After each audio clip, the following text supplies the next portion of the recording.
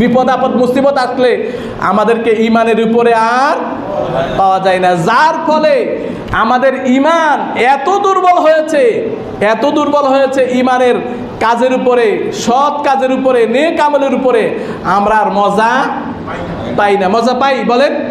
আমল করে মজা পাই? কারণ আমরা অটুট নাই, অবিচল নাই, শুধু মুখে দাবি করি, অন্তরে নাই। মুখে আছে কি নাই? অন্তরে নাই। প্রিয় ভাইয়েরা, রাসূলুল্লাহ সাল্লাল্লাহু আলাইহি ওয়াসাল্লাম বলেন যে ইমানের স্বাদ ততক্ষণ পর্যন্ত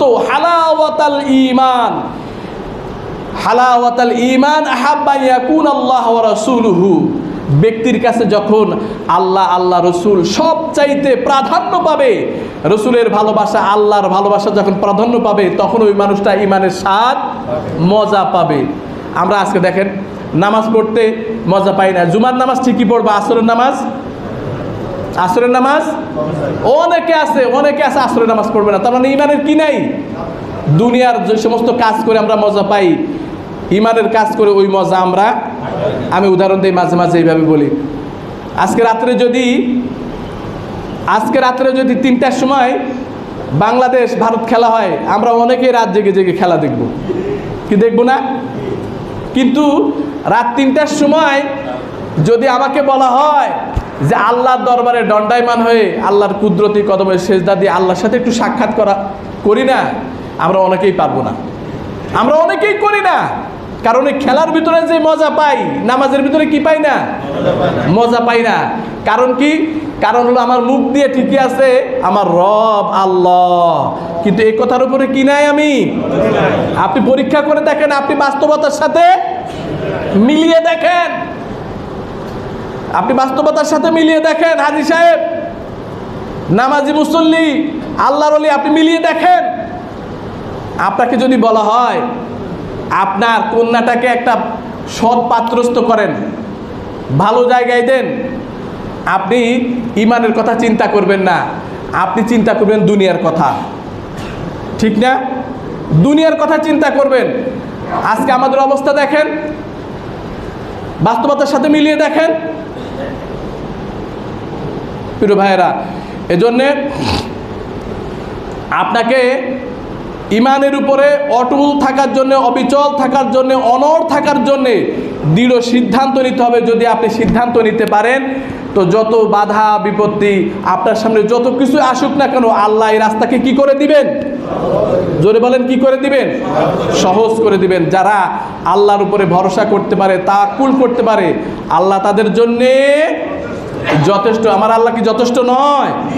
আমার আপনজনেরা, যখন ইব্রাহিম আলাইহিসসালামকে আগুনের মধ্যে ফেলে দেওয়া হচ্ছে, তো ইব্রাহিম আলাইহিসসালামকে জিবরাইল এসে বলতেছে, ও ইব্রাহিম, আমি কি তোমার একটু উপকার করতে পারি? আমি একটু হেল্প করি তোমাকে?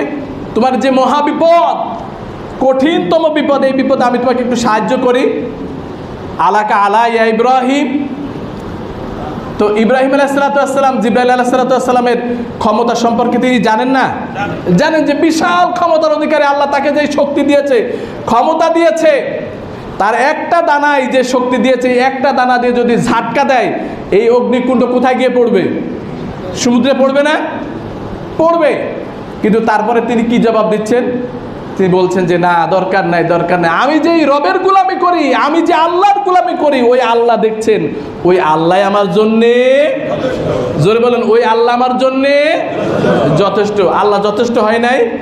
হয়েছেন। আল্লাহ কি বলেছেন? ইয়া নারু কুনি বারদান ওয়া সালামান আলা ইব্রাহিম। আমার আল্লাহ এমন ক্ষমতাওয়ালা, এমন শক্তিওয়ালা, অসম্ভবকে সম্ভব করে দেন, ঠিক কিনা? সেই আল্লাহ আজও আছে না নাই? জোরে বলেন, আছে না নাই? অভাব অনটন, বিপদ আপদ মুসিবত, বড় ধরনের পরীক্ষায় আমরা আল্লাহর উপরে তাওয়াক্কুল করব, আল্লাহর উপরে ভরসা করব, আল্লাহ কবুল করে নেন। জোরে বলেন আমিন। আল্লাহ আপনি আমাদেরকে ইমানের উপরে অবিচল থাকা, অনড় থাকা, অটুট থাকার মতো তৌফিক দেন। আল্লাহ আপনি আমাদেরকে যেই জান্নাতের ওয়াদা আমাদের সাথে করেছেন আমরা যেন ওই জান্নাতে আপনার দিদার পায় আল্লাহ সেই তৌফিক দেন। নুজুলাম মিন গফুরির রহিম। আল্লাহ বলছে যে জান্নাতের মধ্যে আল্লাহর পক্ষ থেকে কি থাকবে? মেহমানদারি থাকবে। আল্লাহর পক্ষ থেকে মেহমানদারি থাকবে। ওই মেহমানদারি আমরা গ্রহণ করতে চাই না। আল্লাহ আপনি কবুল করে নেন। আমিন। ওয়া আখিরুদ দাওয়ানা আলহামদুলিল্লাহি রাব্বিল আলামিন। ওমা তৌফিক ইল্লা বিল্লাহ। আসসালামু আলাইকুম ওয়া রাহমাতুল্লাহি তাআলা ওয়া বারাকাতুহু।